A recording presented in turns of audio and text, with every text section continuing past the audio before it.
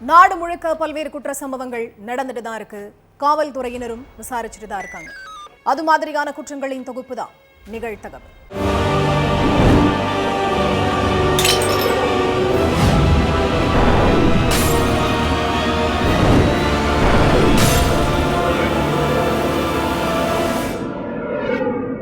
நிகழ்தகவு. சாலையில் இரத்த காயங்களுடன் சடலமாக கிடந்த இளைஞர். செல்போனுக்கு வந்த லாஸ் கால் லிஸ்டை எடுத்து விசாரித்த போலீஸ். கொலையாளிகளை கையும் களவுமாக பிடித்து விசாரணை. கொலையை விபத்து போல சித்தரிக்க முயற்சி. சாலையில் கொலை செய்யப்பட்டு உயிரிழந்து கிடந்த இளைஞர் யார்? கொலை செய்யப்பட்டவருக்கும் கொலையாளிகளுக்கும் என்ன தொடர்பு? நடந்தது என்ன?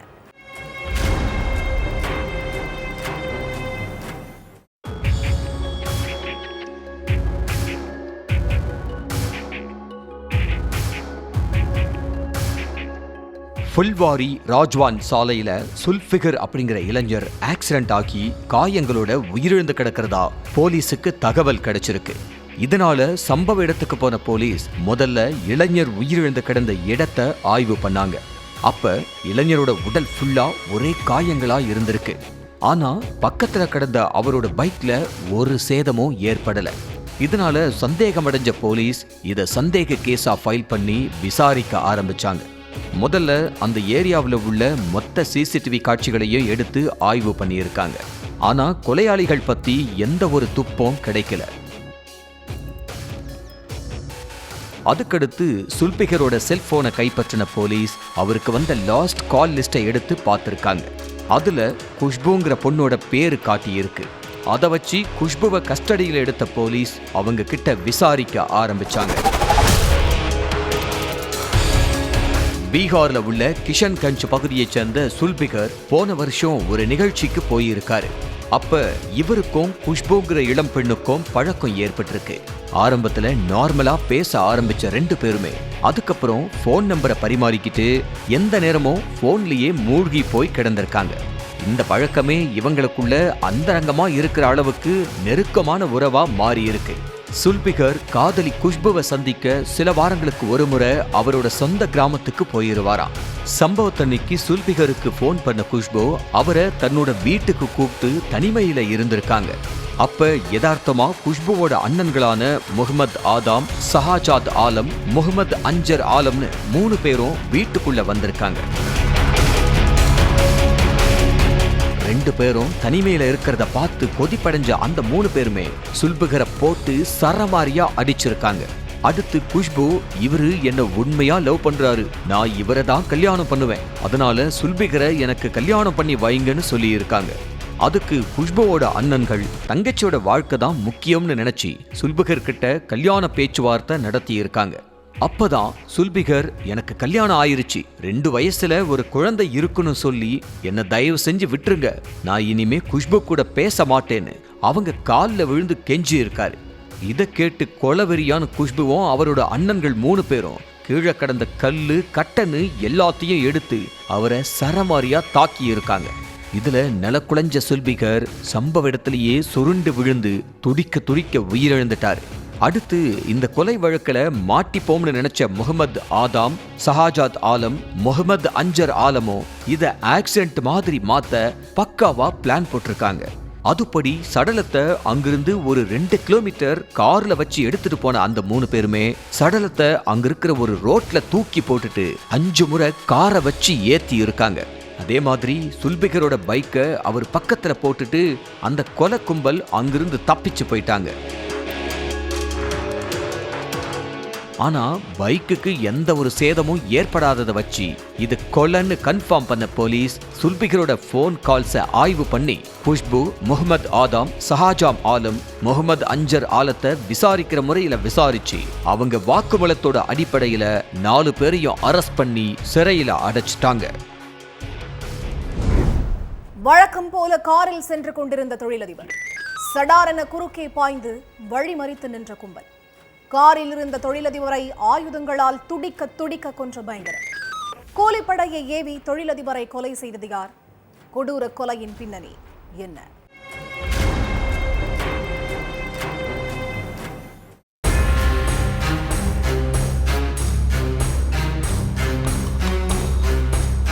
வழக்கம் போல காலையில காரை எடுத்து கிளம்பி போன கணவர் ராஜ்குமார் ரொம்ப நேரமா ஆளையே காணும்னு மனைவியும் வீட்டுல உள்ளவங்களும் தேடிக்கிட்டு இருந்திருக்காங்க.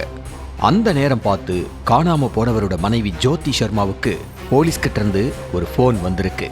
உங்க வீட்டுக்காரரை யாரோ காருக்குள்ளேயே வச்சு கொன்னு போட்டுட்டாங்க, சீக்கிரமா வாங்கன்னு சொல்லி இருக்காங்க. எலக்ட்ரிக்கல் பொருட்கள் தொடர்பான பிசினஸ் பண்ணிக்கிட்டு இருந்த ராஜ்குமார் எப்போதும் போல காலையில கார்ல போனப்ப 4-5 பேர் சேர்ந்து அவர் பயங்கர ஆயுதங்களால தாக்கி கார்ல போட்டுட்டு தப்பிச்சு போயிருக்காங்க. அந்த கும்பல் கண்மூடித்தனமா தாக்குனதுல ராஜ்குமாரோட உடம்புல பல இடங்கள்ல ரத்த காயங்கள் இருந்திருக்கு.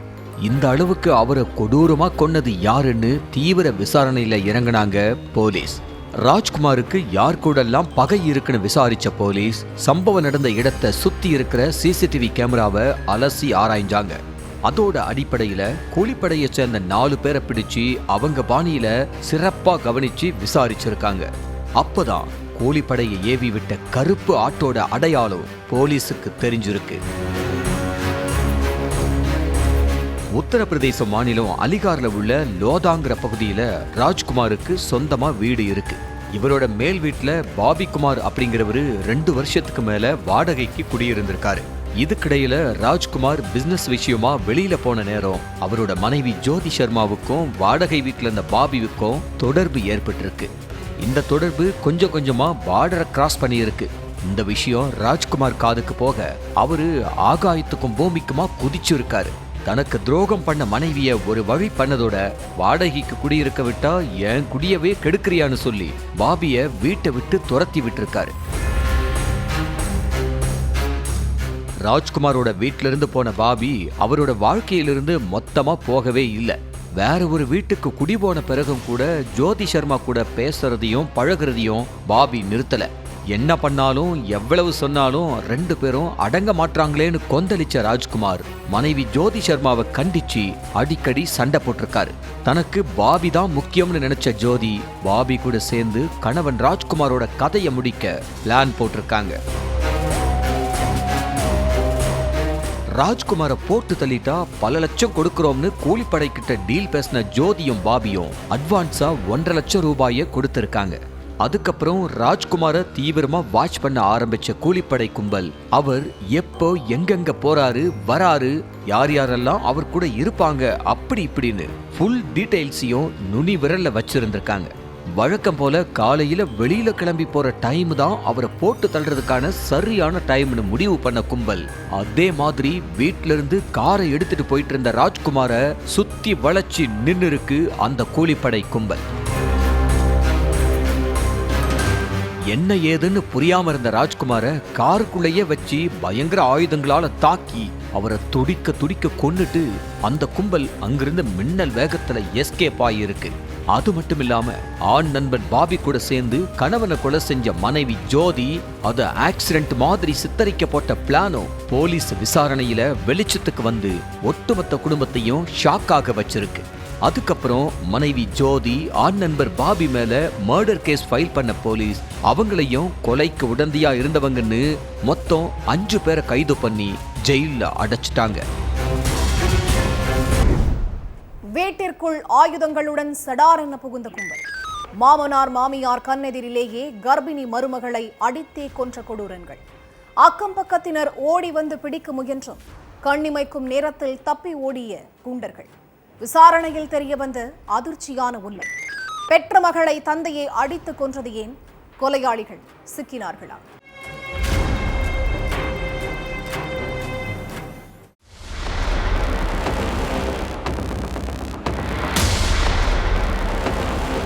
சாயங்கால நேரம் மருமகள் மாமியார் மாமனாருன்னு வீட்டுல உள்ள எல்லாருமே டிவி பார்த்துக்கிட்டு இருந்திருக்காங்க. அப்ப திடீர்னு ஒரு கும்பல் வீட்டுல இருந்த பொருட்களை எட்டி உதைச்சபடியே உள்ள புகுந்திருக்கு. வீட்டுல இருந்தவங்களுக்கு அந்த கும்பல் யாரு எதுக்கு வந்திருக்காங்கிறது எதுவுமே தெரியல. ஆனா கையில கத்தி கம்பியோட இருந்ததை பார்த்து வீட்டுல இருந்தவங்க பதறி போயிருக்காங்க. கண்ணுமைக்கிற நேரத்துக்குள்ள அந்த கும்பல் வீட்டுல இருந்த மான்யா பாட்டீலுங்கிற கர்ப்பிணி பொண்ணை சரமாரியா தாக்க ஆரம்பிச்சிருக்காங்க. மான்யாவோட மாமியாரும் மாமனாரும் நம்ம கண் முன்னாடியே மருமகளை இப்படி போட்டு அடிக்கிறாங்களேன்னு துடிச்சு போய் தடுக்க பார்த்திருக்காங்க.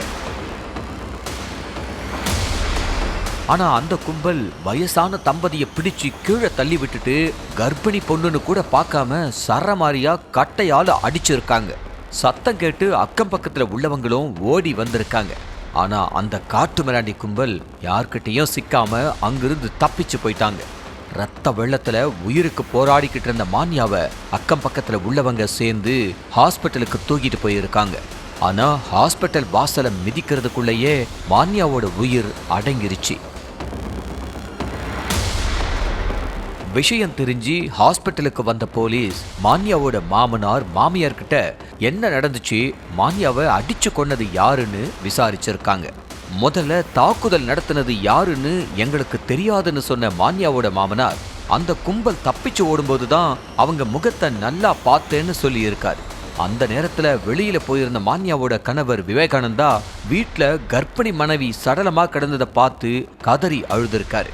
அதுக்கப்புறம் தொடர்ந்து அவர்கிட்ட நடத்தின விசாரணையில தான் மான்யாவை கொன்னது யாரு, கொலை பண்ணதுக்கான காரணம் என்னங்கிற எல்லா கேள்விகளுக்கும் பதில் கிடைச்சிருக்கு.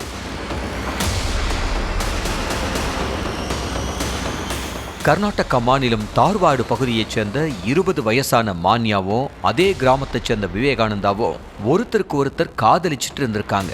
மகளோட காதல் விஷயம் தெரிஞ்சு மான்யாவோட அப்பா பிரகாஷ் கோவப்பட்டிருக்காரு. அதுக்கு முக்கியமான காரணம் விவேகானந்தா வேற சாதியை சேர்ந்தவர்.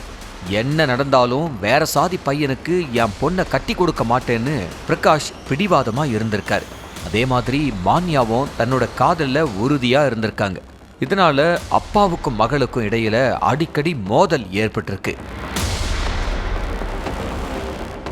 பிரகாஷுக்கு மான்யாவோட சேர்த்து மொத்தம் 3 பெண் பிள்ளைங்க இருக்காங்க. மூத்த பொண்ணுக்கு கல்யாணம் ஆயிருச்சு. 2வது மகள் தான் இந்த மான்யா. மான்யா வேற சாதி பையனை கல்யாணம் பண்ணிக்கிட்டா அடுத்து இருக்கிற இன்னொரு பொண்ணோட வாழ்க்கையும் பாதிக்கப்பட்டுருமேன்னு நினைச்சு பிரகாஷ் ரொம்பவே பயந்திருக்காரு. உனக்காக இல்லைனாலும் பரவாயில்ல, உன் தங்கச்சிக்காகவாவது இந்த காதலை குழி தோண்டி புதைச்சிருன்னு எவ்வளவோ சொல்லி பார்த்தோம். மான்யா அதை கேட்கல. தன்னோட மகள் வேற சாதி பையனை கல்யாணம் பண்ணிக்கிட்டா ஊர் முன்னாடி தலை குனிஞ்சு நிற்க வேண்டியிருக்கும். அதுக்கு பேசாம மகளுக்கு மாப்பிள்ளைய பார்த்து கல்யாணம் பண்ணி வச்சிடலாம்னு முடிவு பண்ணியிருக்காரு பிரகாஷ். அந்த நேரத்துல மான்யாவும் விவேகானந்தும் வீட்டை விட்டு வெளியேறி கல்யாணம் பண்ணிக்கிட்டாங்க. இந்த விஷயம் பிரகாஷுக்கு தெரிஞ்சதும் கொந்தளிச்சிருக்காரு. இதே ஊர்ல இருந்தா எங்க அப்பா கொலை செய்யவும் துணிய மாட்டாருன்னு மான்யா சொன்னதும் விவேகானந்த் மான்யாவை கல்யாணம் பண்ணிக்கிட்ட கையோட அவங்கள வெளியூருக்கு கூட்டிட்டு போயிட்டு குடும்பம் நடத்திக்கிட்டு இருந்திருக்காரு. கொஞ்ச நாட்கள்ல மான்யாவும் கர்ப்பமாயிட்டாங்க. இந்த சூழல்ல குழந்தை பிறந்துட்டா அப்பா நம்ம காதலை ஏத்துக்கிட்டு குடும்பத்துல சேர்த்துப்பாருன்னு நினைச்ச மான்யா குடும்பத்தோட ஹூபள்ளிக்கு வந்திருக்காங்க. அங்க ஒரு வீட்டை வாடகைக்கு எடுத்து மாமியார் மாமனார் கணவர் கூட வாழ்ந்துட்டு வந்திருக்காங்க மான்யா. மகள் மறுபடியும் ஊருக்கு வந்திருக்கிற விஷயம் பிரகாஷோட காதுக்கு போயிருக்கு. இதை தெரிஞ்சதும் பிரகாஷ் கோபத்துல கொந்தளிச்சிருக்காரு. அது மட்டும் இல்லாம மகள் 6 மாசமா கர்ப்பமா இருக்கா அப்படிங்கிற விஷயம் தெரிஞ்சதும் அவருக்கு உச்சக்கட்ட கோபத்தை ஏற்படுத்தி இருக்கு. வேற சாதி பையனை கல்யாணம் பண்ணது மட்டும் இல்லாம குழந்தையும் பெத்துக்கிட்டாளேன்னு மகள் மேல ஆத்திரம் அடைஞ்சிருக்காரு பிரகாஷ். அதனால மகள் மான்யாவை கொலை செய்ய திட்டம் போட்ட பிரகாஷ் தன்னோட நண்பர்கள் 3 பேரோட மான்யாவோட வீட்டுக்கு போயிருக்காங்க. கையில ஆயுதங்களோட போன பிரகாஷும் அவரோட ஃப்ரெண்ட்ஸும் சேர்ந்து மான்யாவை அடிச்சே கொன்னு இருக்காங்க.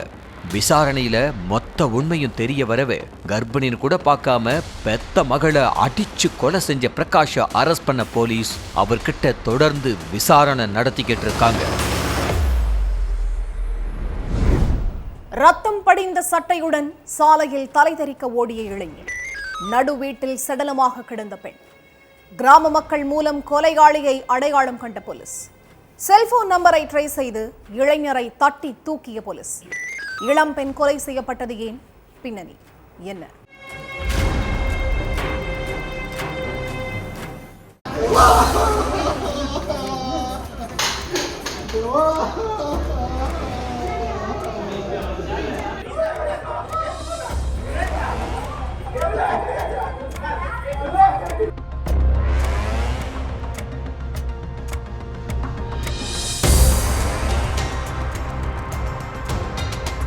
நைட்டு நேரம் இருளஞ்சேரி கிராம மக்கள் எல்லாருமே தங்களோட வீட்டு வாசல்ல உட்கார்ந்து பேசிக்கிட்டு இருந்திருக்காங்க.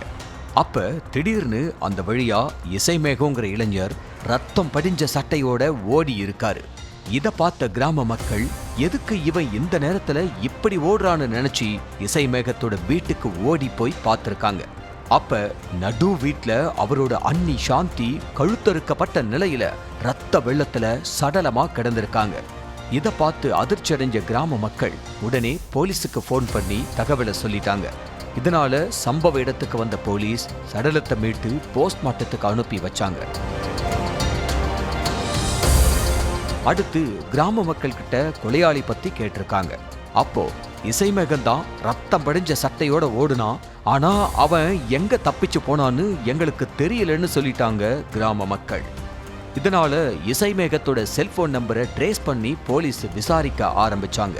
அதுபடி அதே கிராமத்துல உள்ள ஒரு வீட்டுல பதுங்கி இருந்த இசைமேகத்தை பிடிச்ச போலீஸ் அவர்கிட்ட விசாரணையில இறங்குனாங்க. கடம்பத்தூர் இருளஞ்சேரி பகுதியைச் சேர்ந்த இளையராஜா ஒரு பிரைவேட் கம்பெனில ஓட்டுநரா வேலை செஞ்சுட்டு இருக்காரு. இவரோட மனைவி தான் சாந்தி. கல்யாணமான 1 வருஷம் வரைக்கும் சாந்தி கர்ப்பம் தரிக்கலன்னு சொல்லப்படுது. இதனால அவங்க வீட்டுல சாந்திய யாருமே மதிக்கல. சாந்திய சொந்தக்காரங்க எல்லாரும் கரிச்சு கொட்டிக்கிட்டே இருந்திருக்காங்க. அதுக்கப்புறம் இளையராஜாவோட தம்பி இசைமேகத்துக்கு 4 மாசத்துக்கு முன்னாடி திருமணமாக்கி இருக்கு. இதுக்கிடையில இசைமேகத்தோட மனைவி லாவண்யா உடனே கர்ப்பம் தரிச்சிருக்காங்க. இதனால சொந்தக்காரங்க எல்லாரும் இசைமேகத்தோட மனைவிய தலைமேல தூக்கி வச்சு கொண்டாடி இருக்காங்க. அது மட்டும் இல்லாம சாந்தி 1 வருஷமாக்கியும் கருத்தரிக்காம இருந்தா, ஆனா இவ கல்யாணமாகி கொஞ்ச நாட்கள்லயே கருத்தரிச்சிட்டான்னு சொல்லி இசைமேகத்தோட மனைவி மேல பாசம் காட்ட ஆரம்பிச்சிட்டாங்க. இதனால சாந்திக்கு அந்த வீட்டுல சுத்தமா மரியாதையே இல்லை. அதுக்கப்புறம் சாந்திக்கும் இசைமேகத்தோட மனைவிக்கும் அடிக்கடி வீட்டுல பிரச்சனை வந்திருக்கு. சாந்தி தொட்டதுக்கெல்லாம் இசைமேகத்தோட மனைவி லாவண்யாவை தொடர்ந்து திட்டிக்கிட்டே இருந்திருக்காங்க. இத பத்தி லாவண்யா தன்னோட கணவன் இசைமேகத்துக்கிட்ட சொல்லி இருக்காங்க. உங்க அண்ணி நான் சமையல் செஞ்சாலும் வீட்டு வேலை செஞ்சாலும் ஏதாவது குறைய கண்டுபிடிச்சு என்ன திட்டிக்கிட்டே இருக்காங்கன்னு அழுது புலம்பி இருக்காங்க. மனைவி அழுததை பார்த்து கோபமான இசைமேகம் தன்னோட அண்ணி கிட்ட இத பத்தி கேட்டிருக்காரு. அது மட்டும் இல்லாம சொந்தக்காரங்க எல்லாரும் லாவண்யாவுக்கு சப்போர்ட் பண்ணி சாந்திய திட்டி இருக்காங்க. இதனால லாவண்யா மேல சாந்திக்கு இன்னும் கோபம் அதிகமாகி இருக்கு.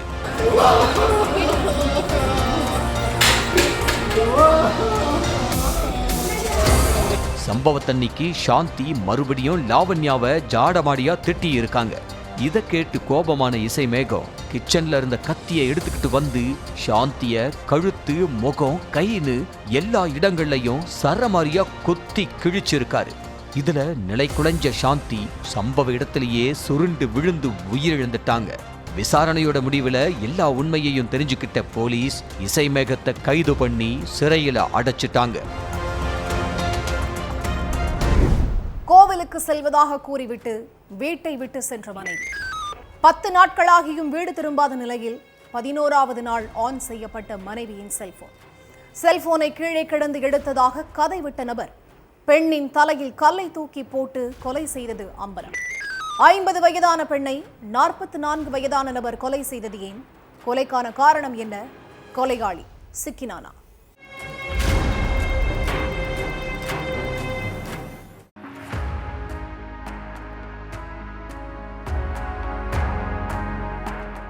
டிசம்பர் 10ஆம் தேதி கோயிலுக்கு போறேன்னு சொல்லிட்டு வீட்டை விட்டு போன மனைவி கோட்டிய காணோம்னு பதறி போன கணவர் உறவினர்களோட சேர்ந்து பல இடங்கள்ல தேடி இருக்காரு. ஆனா மனைவிய பத்தின எந்த தகவலுமே இல்ல. அடுத்து போலீஸ் ஸ்டேஷன்ல புகார் கொடுத்த கணவன் காணவில்லைன்னு தன்னோட மனைவியோட போட்டோவை சமூக வலைத்தளங்கள்ல பதிவிட்டதோட போஸ்டர் அடிச்சும் ஒட்டி இருக்காரு. கோட்டியோட செல்போன் எண்ணும் ஸ்விட்ச் ஆஃப்னு வந்ததால அவங்கள கண்டுபிடிக்கிறதுல சிக்கல் ஏற்பட்டிருக்கு. இதுக்கு மத்தியில 11வது நாள், அதாவது டிசம்பர் 21ஆம் தேதி கோட்டியோட செல்போன் எண் ஆன்ல இருந்திருக்கு. அப்போ செல்போன் எண்ணை ட்ரேஸ் பண்ணி பார்த்தப்ப சென்னை எக்மோர் பகுதியில டவர் லொகேஷன் காட்டி இருக்கு. அந்த லொகேஷனை ஃபாலோ பண்ணி எக்மோர் வந்த போலீசார் கோட்டியோட செல்போனை கையில வச்சிருந்த மதுரவேலுங்கிற நபரை மடக்கி பிடிச்சிருக்காங்க. இந்த செல்போன் எப்படி உங்க கையில கிடைச்சதுன்னு போலீஸ் கேட்டப்ப சாலையில கிடந்ததுன்னு கதை விட்டிருக்காரு மதுரவேல். ஆனா செல்போனை ஆய்வு பண்ணப்ப அதுல கோட்டியும் மதுரவேலும் சேர்ந்து எடுத்த ஒரு சில போட்டோக்கள் இருந்திருக்கு. அதுக்கப்புறம் மதுரவேலை விசாரணை வளையத்துல கொண்டு வந்தாங்க போலீசார். அந்த விசாரணையில தான் பல அதிர்ச்சி உண்மைகள் எல்லாமே வெளியில வந்துச்சு. எக்மோர் அம்பேத்கர் தெருவை சேர்ந்த 44 வயசான மதுரவேலுங்கிற ஜான் செங்கல்பட்டு திருப்போரூர் முருகன் கோயிலுக்கு தன்னோட மனைவியோட ஒரு நேர்த்தி கடன் செலுத்துறதுக்காக வந்திருக்காரு. அந்த கோயிலுக்கு கோட்டியும் அடிக்கடி போறது வழக்கம். மதுரவேல் மனமுருகி வேண்டிக்கிட்டு இருந்ததை பார்த்த கோட்டி, எங்கிருந்து வந்திருக்கீங்க, என்ன நினைச்சு நேர்த்தி கடன் செலுத்துறீங்கன்னு மதுரவேல் கிட்ட சாதாரணமா விசாரிச்சிருக்காங்க. என் மனைவிக்கு உடல்நிலை சரியில்லை, திருப்போரூர் முருகனை வேண்டிக்கிட்டா சரியாயிடும்னு நிறைய பேர் சொன்னதால வந்ததா சொல்லி இருக்காரு மதுரவேல். அப்போ பள்ளிவாசலுக்கும் போங்க, தனக்கு ஒரு பள்ளிவாசல் தெரியும், அங்க அடுத்த வாரம் வாங்கன்னு சொல்லி தன்னோட போன் நம்பரை கொடுத்திருக்காங்க கோட்டி. அந்த செல்போன் நம்பரை வாங்கின மதுரவேல் கோட்டிக்கு தினமும் போன் பண்ணி பேசி இருக்காரு. அப்படி பேசுறப்ப தன்னோட மகன் வேலை வெட்டி எதுவுமே இல்லாம ஊர் சுத்திக்கிட்டு இருக்கிறதாவும் அவனுக்கு ஏதாவது ஒரு வேலை பார்த்து கொடுங்கன்னு கேட்டிருக்காங்க கோட்டி. சென்னையில நல்ல வேலை பார்த்து கொடுக்கறதா சொன்ன மதுரவேல் தன்னோட இளைய மகனுக்கு நுரையீரல்ல ஒரு பிரச்சனை இருக்கிறதாவும் அதனால தினமும் ஹாஸ்பிட்டலுக்கு போயிட்டு இருக்கிறதாவும் சொல்லி சிறுக சிறுக கோட்டிக்கிட்ட இருந்து 30,000 ரூபாய் வாங்கி இருக்காரு. பள்ளிவாசல் கதையில ஆரம்பிச்சு பணம் கொடுக்கல் வாங்கல் வர போய் கடைசியில தகாத உறவுல போய் முடிஞ்சிருக்கு. இதுக்கு மத்தியில கோயிலுக்கு போயிட்டு வர்றதா கணவர்கிட்ட சொல்லிட்டு டிசம்பர் 10ஆம் தேதி வீட்டை விட்டு கிளம்பி போயிருக்காங்க கோட்டி. மரக்காணம் பக்கத்துல உள்ள புதுப்பட்டு ஆஞ்சநேயர் கோயிலுக்கு போகலாம்னு பிளான் பண்ணி செங்கல்பட்டு வந்திருக்காரு மதுரவேல். அங்கிருந்து கோட்டியும் மதுரவேலும் ஆக்டிவா பைக்ல போயிட்டு இருந்திருக்காங்க. தாங்கிட்ட இருந்த 30,000 வாங்கிட்டீங்க, வீட்ல கேக்குறாங்கன்னு சொன்ன கோட்டி பணத்தை சீக்கிரமா ஏற்பாடு பண்ணி கொடுங்கன்னு கேட்டிருக்காங்க. இப்பெல்லாம் பணத்தை ஏற்பாடு பண்ண முடியாது, ஏதாவது சமாளிச்சுக்கோன்னு சொல்லி இருக்காரு மதுரவேல். பாதி பணத்தையாவது கொடுத்தாதான் வீட்ல பிரச்சனை வராதுன்னு கோவமா சொல்லியிருக்காங்க கோட்டி. அப்போ டென்ஷனான மதுரவேல் கோட்டிய ஆபாச வார்த்தையால திட்டி இருக்காரு. அதனால 2 பேருக்குள்ளயுமே வாக்குவாதம் எல்லை மீறி இருக்கு.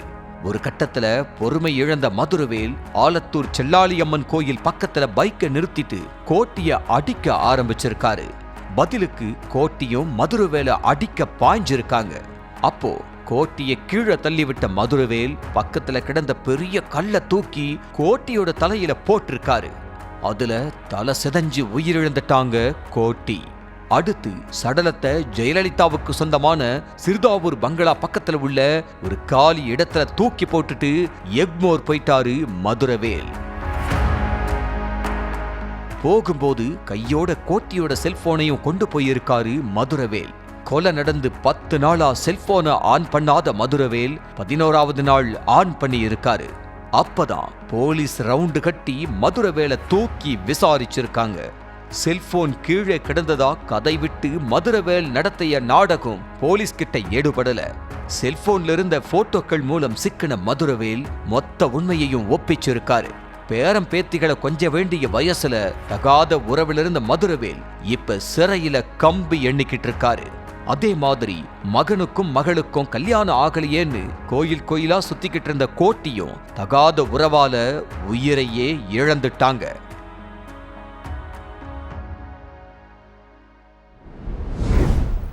ஒவ்வொரு குற்றங்களின் முடிவும் சட்டத்தின் கையில். விசாரணை தொடரும், பார்க்கலாம் அடுத்த நிகழ்தகவில்.